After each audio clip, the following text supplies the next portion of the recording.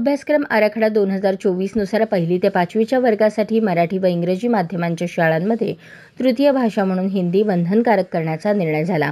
मात्र विरोध झाल्यानंतर मुख्यमंत्री देवेंद्र फडणवीस यांनी तो निर्णय मागे घेण्याची ग्वाही दिली. आता त्रिभाषा सूत्रानुसार विद्यार्थ्यांना हिंदी बंधनकारक न करता हिंदीसोबतच कन्नड, तेलुगू, उर्दू, गुजराती, संस्कृत अशा भाषांचा विद्यार्थ्यांना पर्याय उपलब्ध करून दिला जाणार आहे.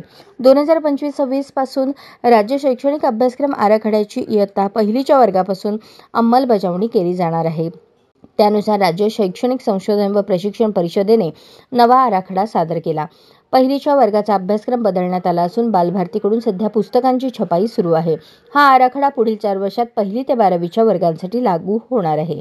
इयत्ता 1लीत प्रवेश घेताना विद्यार्थ्यांनी निवडलेली भाषा दुसऱ्या वर्षात बदलली तर शिक्षक नियुक्ती बदलीसाठी देखील अडचणी येणार आहेत. त्यामुळे हिंदी ही तृतीय भाषा असावी असा निर्णय झाला होता. मात्र त्याला राज्यभरातून विरोध झाल्यानंतर आता त्यासाठी अन्य 6 पर्यायी भाषा देण्याचा निर्णय शालेय शिक्षण विभागाच्या विचाराधीन आहे.